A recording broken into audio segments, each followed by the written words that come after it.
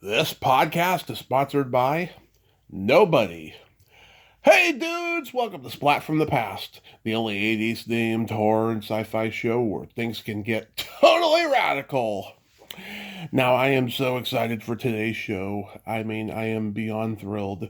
I will be talking to Lana Wood, the sister of Natalie Wood. You all know how much I love Natalie Wood, and I'm having one on today. We're going to do a tribute to Natalie, and we're going to talk about a lot of her career as well. She's been in some great stuff.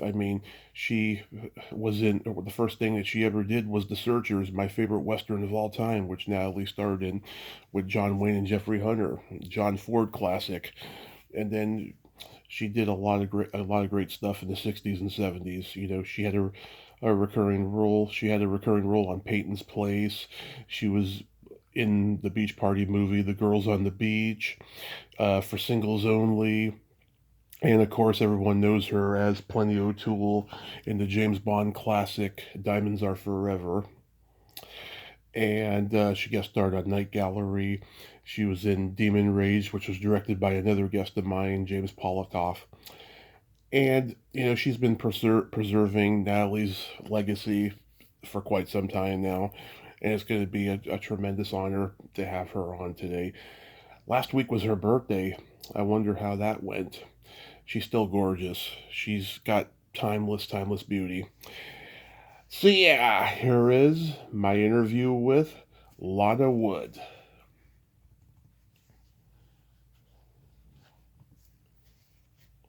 Hey Lana, welcome to the show. How are you today? Hi. I'm good. How are you? I am fantastic. I can't tell you what a great honor this is. I've been a fan of both Natalie and you forever, so thank you so much for coming on today. That's so sweet of you to say that. Thank you. That's difficult for me. I'm not good with compliments, but thank you. I am the same way. You're welcome. If they're hard, I never know what to say. So, going back in time, because Natalie was your sister, you were always in acting, but I heard you say in a previous interview that you would have loved to have been a marine biologist. Yes, I really would have. That was a dream. Yeah, so like were you around marine animals and oceans early on? Yeah, I always was, and big swimmer and certified scuba diver, Hmm. and it's just something that's always fascinated me. Most people, I think, are women when they're younger, have a crush on really super good looking actors. And my crush was Jacques Cousteau. So it's just always been something that I felt was a part of my heart. Yeah. So the acting was just a much more natural step then. Well, it's odd because when I started, I was 8 years old, Hmm. and before that, I was always on sets with Natalie, and sometimes they'd stick me in the background as an extra, just walk along with these other people, whatever. Hmm. I wasn't really on camera. My first role was when I was 8, and I didn't feel, perhaps kids feel differently today, but I didn't feel it so much as a choice, as a stand here, do this, uh, be home by 6 o'clock, don't chew your nails. It was just something that your parents told you to do that you did. Yeah. So I was told, this is what you're going to say, this is who you're going to pretend to be, and, you're going to be on the set, and I'll see you later. And it wasn't actually until I rebelled after school for a brief period of time and was working in retail for a clothing designer, Hmm. that Neil McQueen had come in to buy things, and she saw me there, and she was aghast. We were friends Hmm. through Natalie, of course, but she said, "Oh no, you should be acting." I was And she went over and used our phone, made some phone calls. She was on for a while. I didn't really pay any attention to what she was doing as I was working. But she said, you've got an appointment at such and such a time on this day to meet with the director. They're looking for a girl who's over the age of 18 but can look 14 to play Walter Matthau's daughter in this TV show. Wow. So she set it all up, and I went, and I got the part. And after leaving the first day of work, walking to my car off the stage, I felt like I'd come home. It felt so good, and I don't know. It was just such a part of me that I knew that's where my home was, and I didn't stop after that. Wow. Do you remember the first movie of Natalie's that you saw? Oh my goodness. No, since her movies were just, everywhere. Don't forget there is an 8-year age difference. So by the time I was around and by the time I looked at movies, Natalie had done so many that, no, I have no idea. I have no idea. Every Christmas season, I watch Miracle on 34th Street, and every year I still can't believe how well beyond her years she was at 8 years old in that movie. I've seen so many child actresses since imitate what she did, playing the wisecracking, precocious daughter. And it had been done before with like Virginia Weidler in the Philadelphia Story, but not quite like what Natalie did. She pioneered it. Yes, she seriously did. From the time she was born, she was one of those very special kids who had this charm and this nature. She was quite amazing. She was born to act. She really truly was. She was. She was wonderful at it. Wonderful. So, The Searchers is probably my favorite Western of all time. It's such a brilliant movie that holds up today. Tell me about that experience. Oh, my goodness. In what area? Like working with John Ford. Like working with John Ford. Oh, John Ford hated me. He didn't like kids. He didn't want to mess with them at all. He didn't like anybody. I don't remember who he told to tell me where to stand or what to do, but it wasn't him. The only time he ever really spoke to me is he said he wanted me to bend over the dog when I was up at my grandmother's grave, the headstone, is bend over and tell Chris to go home. And I was so nervous by then. I attempted it, and he yelled, what's the matter? Can't you bend over? And I was just devastated and did the best I could and went along. But, I didn't really have any feelings with him at all. The other people were wonderful, though. They were just all wonderful. Jeffrey Hunter will always live in my heart with fond memories. Dear, lovely, sweet man. Very kind, empathetic man. John Wayne, of course, was just sort of the center of the set. He brought a sense of strength and like a forward movement. We all knew, he was here and things were going to be great.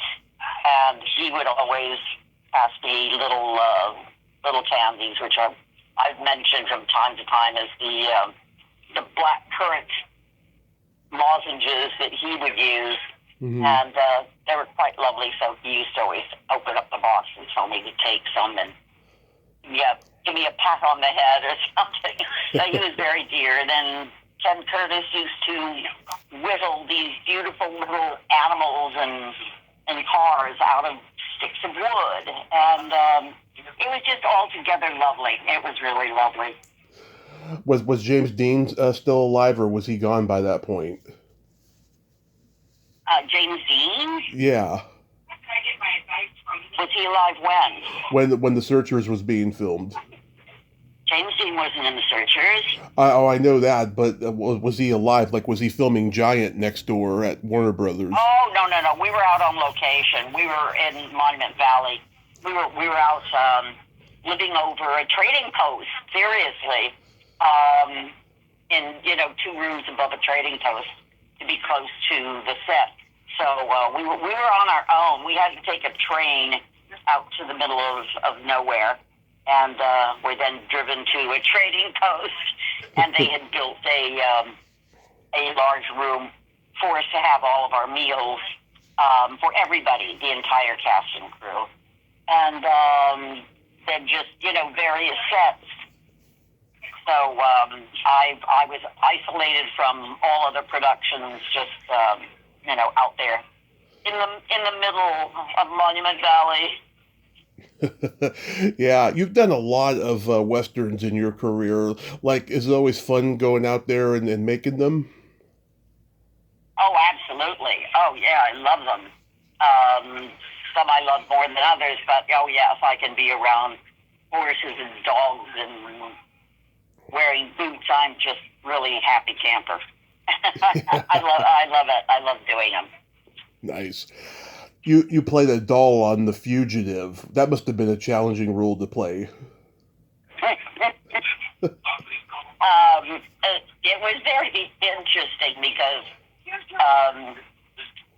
Lee was so good that when he began speaking to me, I thought he was just talking to me as I had my mind had been wandering because we'd been standing on the tennis court for so long. And I turned to him, and I didn't realize those were his lines to me. Mm-hmm. And so I was, oh, yes. I had to jump in there and give him my responses. So I don't know how terrific any of that was.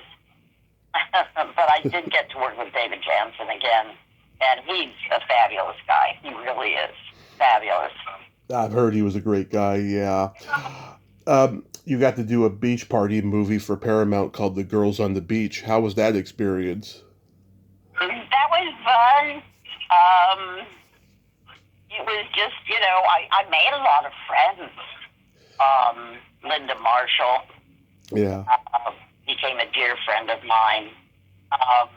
But Aaron Kincaid, who I'd known since I was about 14, mm-hmm. always remained a dear friend until the day he died. So I never lost that friendship, which was lovely. But yeah, it was fun. It was a silly film, and I was very young, so it was fun. In my gold lame bikini. Yeah, I mean, you had the Beach Boys there, and Buddy Holly's Crickets long after he passed, and Leslie Gore. Yeah, it was a magical time when. Yeah, it was terrific. Yeah, when they used it really to was. when they used to put the musicians in movies in those days. Mm-hmm. Yeah, this was great.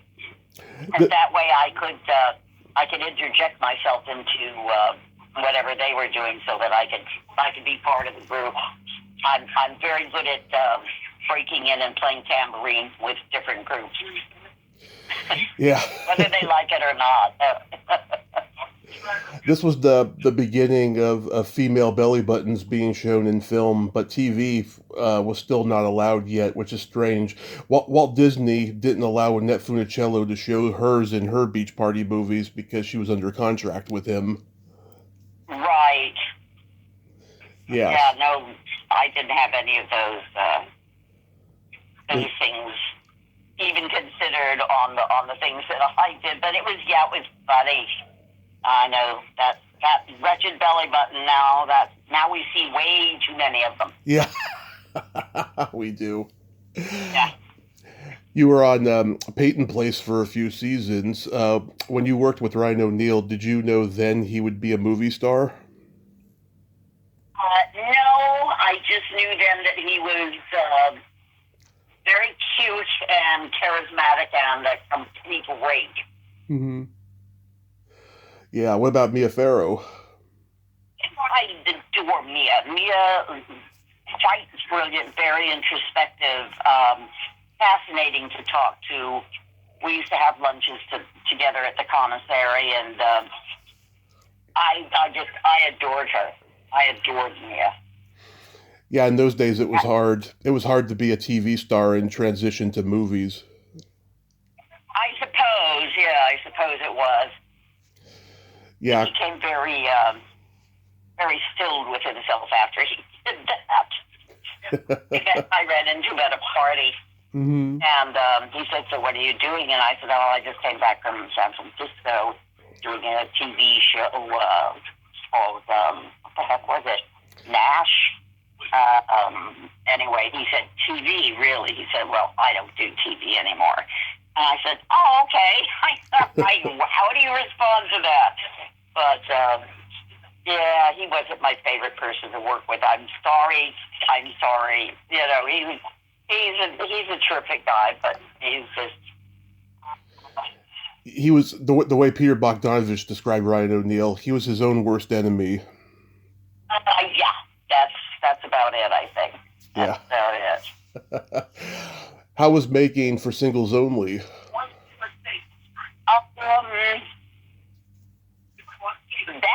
That was interesting. I mean, you know, there again, I made friends. It was sort of relaxed, kind of a film, and you know, very pleasant to do. Nothing spectacular. I don't really have anything to say about it. The scene where I'm walking into the ocean to drown myself was done by a stunt girl.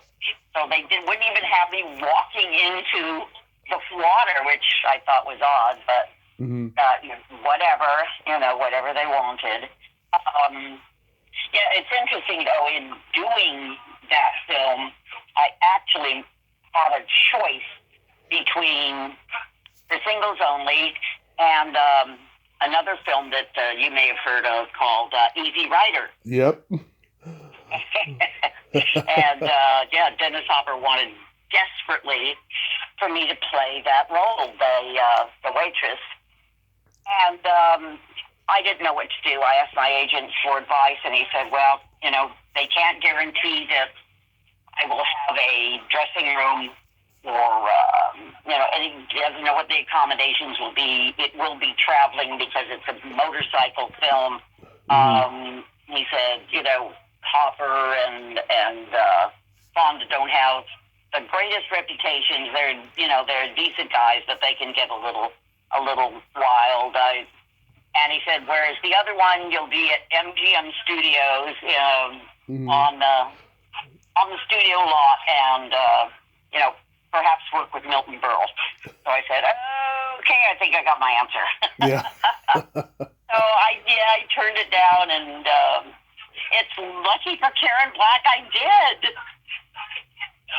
Yeah. But you know something funny? Dennis Hopper never forgot that and actually held that against me. Oh. I ran into him 30 years later, and that was the first thing he could say. I mean, he said, "You turned down that role, and I wanted you were my ideal to play that part. Why did you?" And I'm like, "Oh my God!" So no, he never really forgave me, which is crazy. Maybe it's a compliment. I don't know, but I would not have been good in the situation. I would have been good in the role, hopefully, I think, but not in the situation, because I was really raised under a rock for a great deal of my life. So yeah, well, I wasn't a wild and woody kid. Is that why you did Scream Free? Yes, that's it. Oh, dear. You got to... Yeah, Richard. Yeah, with Richard Bieber. Yeah. Him and Russ Tamblyn, who Natalie worked with in West Side Story. Both of them? Yeah, I know. Wasn't that wild? Yeah. It was amazing. Oh, sweet. I just adore Russ's daughter, Amber. I love her. I think so much of her. I don't understand why she isn't starring in a wonderful show right now. She should be. If her agents are listening to this or here, I'm sure she will. You know, they can run after, get her and say, Lana said so. Yeah, I might have Russ on soon, hopefully. He's been doing, Please give him my love, please. I will. He's been doing his book tour, and stuff. So definitely I will. Do you remember? Great. Do you remember guest starring on Laugh-In? I do. I remember shooting twice for Laugh-In. There was something else they had thought of, and I was in Catalina, and they had brought a boat over there, and I had to do another little bit with the guy on the bicycle. Oh, Artie Johnson. Oh, yeah, Artie Johnson, yeah.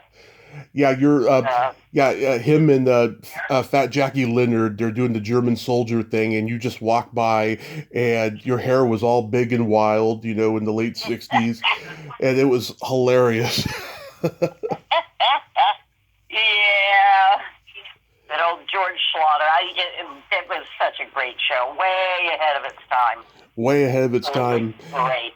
It's funny, I watch full episodes of it on Tubi because I grew up watching the half-hour versions of it on Nick at Night. I could see why they trimmed it down for Nick at Night. Not every joke was funny. Oh yeah, no, of course not. No, they were really experimenting and taking a chance, like Saturday Night Live did later. Yes, exactly. I was about to mention that. Yep. So everybody, of course, knows you as Plenty O'Toole in Diamonds Are Forever.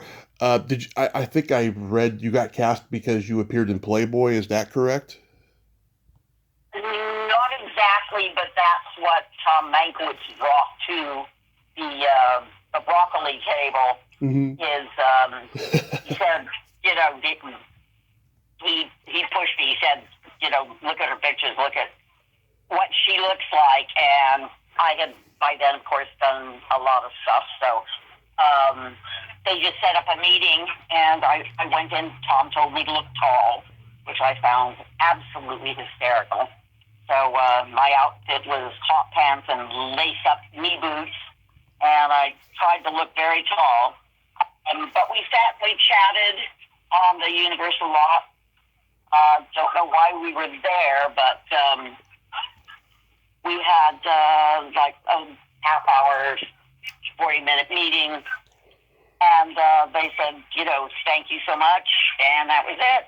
I walked away, and I then heard later, I got a call from my agent saying, you got the part, but there's a problem. And I was like, oh, no, what now? And he said, well, they wanted you for a Tiffany case. Mm-hmm.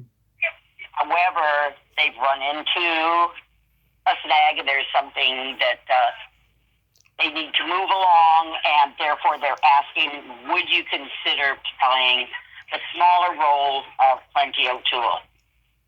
And I said, I would play a coat rack in a corner in Miss Moneypenny's office. Yes, absolutely. I don't care. So that's how it all came to be. Yeah. Were you a fan of the Bond movies? I was to a certain extent. Yes, absolutely. I love the ones with Sean. When he left, I didn't really watch them anymore. Okay. I was a fan of Ian Fleming's. I was an avid reader, and I was a fan of Ian Fleming. Yeah, I've had two other cast members on. Bruce Glover, who played Mr. Wint. He's an interesting guy. And Carl Held, who played a secret agent. He says hi, by the way. He said he worked with you on something, but he can't remember what.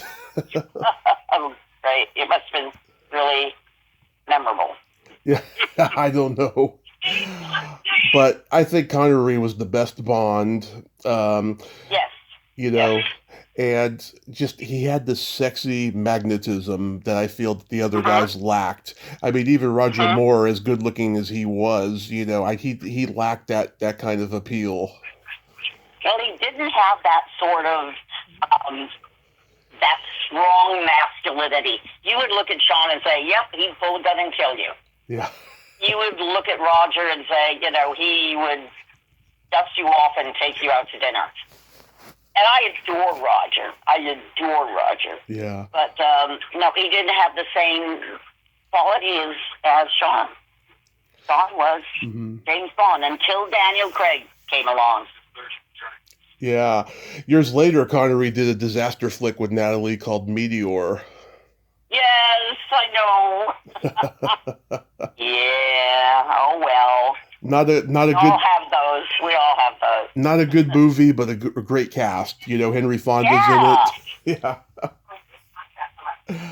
I love your introduction moment. You reject the heavy-set Latino guy.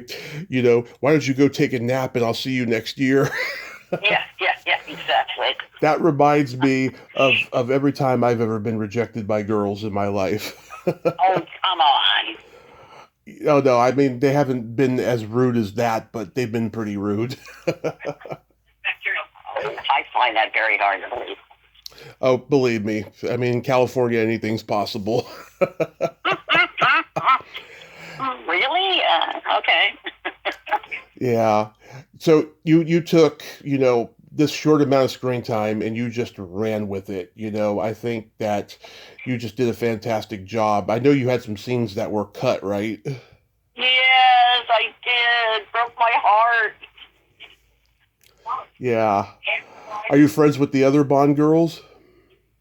I'm friends with Luciana. I'm friends with Gloria. Oh, I love Gloria. I know, she's wonderful. Martine Beswick is a dear friend, as is Caroline Monroe. So, yep, Caroline. I mean, I seriously consider them dear friends. Dear friends. I've had Gloria and Caroline on. They're both wonderful. Oh, without question. Without question. Yep. I've spent so much time with them from all my travels to London. So we see each other as often as possible. I was supposed to go this year and couldn't, had to cancel, and it broke my heart because I wanted to see my friends so badly. I wanted those hugs. Yeah. Luciana, she was in my favorite Thunderball. That turned 60 this year. Yeah. That was great. I remember that. It was great. Yeah, when he flies with the jetpack. Yeah. He's lovely. She really is. Dear, sweet person. Hopefully I can make really lovely. Hopefully I can make the connection this year to get her on. She's up there, but hopefully I can. Yeah. You guest starred on Night Gallery. Anything stand out about that? Well, they had trouble making me look like I was a robot. They wanted the white face for some reason. And they put one kind of makeup on me, and it would melt in areas or, slide, and it didn't look good. They had to completely wash all that off and try something else. And finally they put some sort of a rubber makeup on me that stuck. That's what we kept. But and Cloris Leachman was a kick to work with. I mean, as brilliant as she is, the director got to a point during the scene with the three of us, with Ron Crawford, her, and me, where he said, Cloris, you've got to decide where you're going to go and where you're going to land, because the camera has to follow you. And he said, can you please just, choose two locations and do that? Because she was all over the set, and they were having a little bit of trouble following her. So it was funny. Yeah. Did you meet Rod Serling? No, I didn't. I did not meet Rod Serling. I actually only met people on the set. That was it. Yeah, I talked to his daughter. She said that he did not have any creative control on Night Gallery like he did with Twilight Zone. It was a completely much more corporate situation for Oh, him. really? Yeah, he didn't enjoy doing Night Gallery that much, sadly. Mm. But yeah, Jeff Corey, yeah, he was the director, Yeah, yeah. one of the great acting teachers, and of course he had when his hair went gray, his eyebrows were still dark. Yeah, I actually worked with him once as a coach. Nice. You were a contestant on the Match Game. I've seen the episodes on YouTube. That must have been just, oh God, a barrel of laughs. Oh, I used to love doing those shows. If you want to fall off your chair laughing, you must see the celebrity bowling that I did. Oh, Hmm. oh, you've never seen anybody quite so bad. I mean, I really won the prize for being a really bad bowler. I missed those game shows that had such uh, body one-liners and innuendos. You know, you all had the opportunities to be yourselves and laugh on TV. Yeah, yeah, I know. It was terrific. It really was. Yeah, But you gave the answer to a question. You had the answer card between your toes. yes, yes. I'm sure people still So, remember that to this day. uh, don't ever ask me to explain anything I do. Yeah. Why did you do that? I don't Yeah, yeah. And, you had the wonderful Joyce Bulifant was on there. I've had know. her on. Hmm. She's one of my favorite interviews I've ever done. She's so funny with that little voice. And She's lovely. Charles Nelson Riley, oh my God, what a hoot. Hmm. Yep. Yeah. Oh, I must agree. I must agree. Him and Paul Lynn, they were like the kings of one-liners on those game shows back then. Oh, without question. Absolutely. Oh, yeah. I think you tuned in for them as you knew it would be good. Yeah. How about Captain America 2, Death Too Soon? Um, that was a fun show to do. It really was. As I guess you probably guessed by now that I do play around on sets and have a good time. Yeah. Otherwise, what's the point? But yeah, Back then, poor Reb. He had gone all the way down this cliffside down to a little creek, and we were all up on the road, and there was this cement overpass that if you stood on, you could see him. Mhm. And I stood up there. He had just gotten out, and I'm going, Ed, Ed. Mhm. And he's looking, and he can't quite hear, but he knows I'm calling him. So he walks all the way back up, and I said, hey, I just want to let you know I could see you from up here. He didn't think it was very funny, but I thought it was a hoot. Just made him walk all the way back up. Okay, I guess you found it really funny, too. Yeah.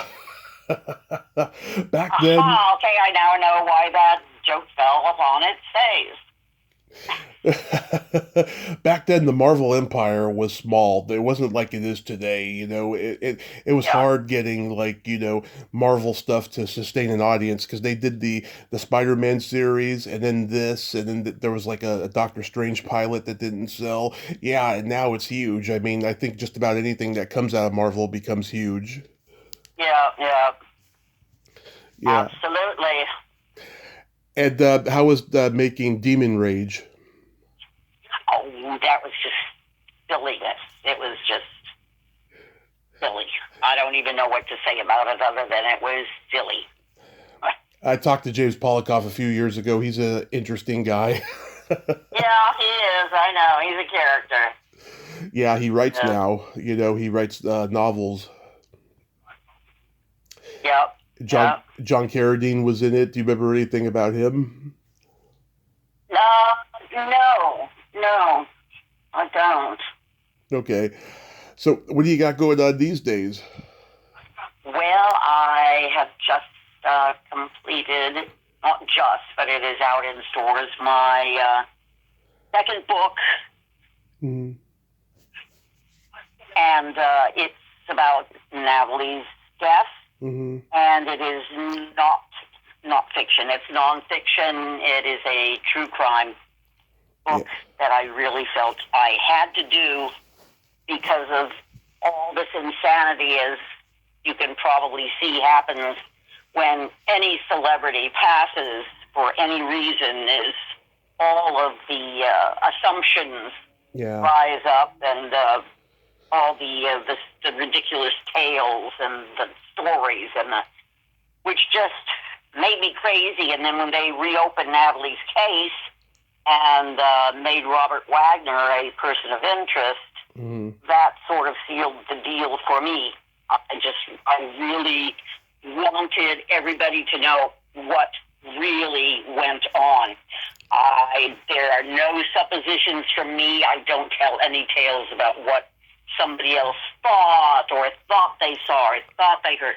I deal in the book only with what the two detectives came up with, the numerous people that they spoke to, and have in writing and on recordings the new coroner and people who literally saw things.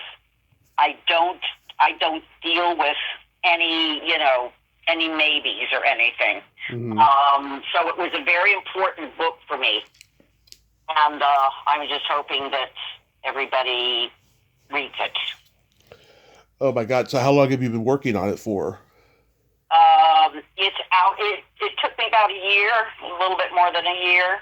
And HarperCollins published it. Yeah. So it's out everywhere. I mean, you can, if you don't want to go to Barnes & Noble, you can get it on Amazon.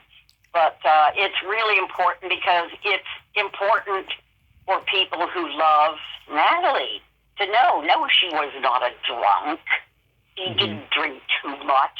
Yes, sometimes she gets silly and knew she had too much to drink. And when she did that and was at home, even at a large party, she would excuse herself, tell everybody to stay and continue having a good time. But she went upstairs and went to bed. Yeah. She knew what her limits were. Natalie, what I don't think anybody understands is Natalie was very much in control of Natalie. Right. When she wanted to quit smoking, she threw out a pack of cigarettes and said, "That's it, I've quit," and never went back. When she'd had enough to drink, she would say, "That's it, I'm not drinking anymore. I've had enough." She controlled reactions. She was in control of herself. She would not do idiotic things. Did they have a gigantic fight? Yes, they did. Must read the book. You must read the book. It's called Little Sister. Right. And it's published by HarperCollins. And HarperCollins was so careful.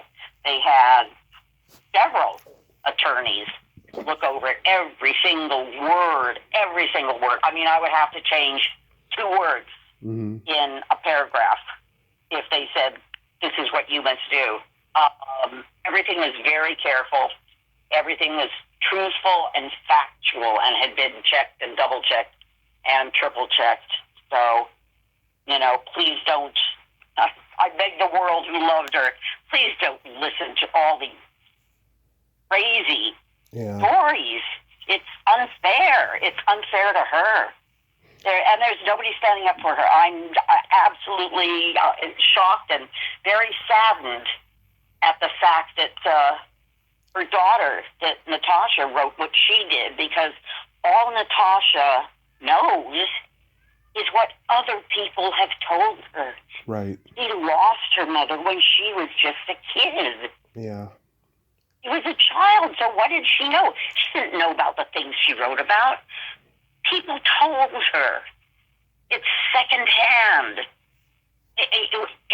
She said some very cruel things about Natalie that I really have a problem with. I just Yeah. really do. Yeah. I'm sorry that she decided to make me the bad guy, but that's fine because it really doesn't matter to me. I'm really not ever going to run for mayor or Yeah. the head of the Screen Actors Guild. And it doesn't matter if I work again or not. I'd love to, but I can't always do that. So I appreciate all my fans. I appreciate all of Natalie's fans, and I just hope that they can look at things logically. Yeah. Who would know the truth? The detectives and someone who was there, and the coroner. That's how you know the truth. Right. They don't make up stuff. They really and truly don't. Yeah, I just love how you're preserving Natalie's legacy. I know this is a loaded question, but what are your favorite movies of hers? I would say Splendor in the Grass. Yeah. And I loved West Side Story. I know she had a lot of trouble on that set. I was with her on the set a lot. Mm-hmm. And she wasn't crazy about the director. She was very upset when they removed Jerome Robbins. Some of the dancers didn't care for her and felt that she wasn't good enough. But I loved her in it. I thought she was wonderful. Absolutely wonderful. Yeah. And that was the first time as a young adult that I saw her on the big screen in a theater was West Side Story. And I remember walking back up the aisle to, leave the theater and thinking, wow, she is a movie star. Yeah. There's so many I love. Miracle on 34th Street, Rebel Without a Cause, Mm-hmm. The Searchers, Yeah. West Side Story, Gypsy, This Property is Condemned, Bob and Ted and Carol and Alice. Yeah. I like this TV movie she did with Wagner, The Affair. Mm. Remember that one? Yeah. Mm-hmm. I like her performance in that one. She should have gotten an Emmy nomination, I felt. Oh, that's very sweet. Yes. Yeah. Probably many of them. Oh, yeah. Oh, yeah. Over her lifetime, yeah. She did that TV series remake of From Here to Eternity. That was great, too. Yeah. That was. Was Natalie Great quite proud of your career? We didn't really discuss it. When we were together, we were just pals doing stupid shit, if that's okay to say. Oh, yes, you could say every four-letter word on here. Yeah, no, we would, we go shopping, and Natalie stole a pillow from Macy's department store because she couldn't get anybody to pay any attention to her. It was on a display, and she wanted to buy it. She picked it up and walked around. She'd ask one person, and they'd send her someplace else, and she'd ask somebody else, and they'd say they were too busy or wasn't their area or some stupid thing. So she stuck it under her arm and said, "Let's go home." And we walked out. Yeah. She stole that pillow. My dad saw The Great Race at the drive-in when he was 8 and had a crush on Natalie from the get-go from seeing her in that, Yeah. and he passed it on down to me. Oh, yeah. No, I love it. I love some of the lines in that. Oh, jeez. Yeah, she was great. Leslie ran off with that chicken. Yeah. Yeah. Forever. That's that great Leslie ran off with the chicken. Oh, and I forgot to mention Love with the Proper Stranger. Oh, yes. Oh, yeah. Oh, yes. Her and McQueen. I thought they had great chemistry. Mm-hmm. Absolutely. Yeah, did she say that she liked working with him? Yes, very much. That's how she became friends with Neil and Steve. And then because I was with her all the time, always at her parties, always at her house, I became friends with them as well. So I sort of inherited her friends, and I was very happy with that. Yeah. Far more interesting than my little school friends. Sorry, guys, but hey. Yeah, because McQueen, he didn't really do romantic comedy movies. He was an action guy, and this was like out of his realm, but he did a great job, I felt. Yes, absolutely. Absolutely great. You know, it was It like was terrific. he was like the Bruce Willis of his day. Like, you know, he's known for action films, but he can do other things as well, you know. Mm. Well, Lana, I thank you so much for coming on today. I'm gonna go cry because dreams really do come true.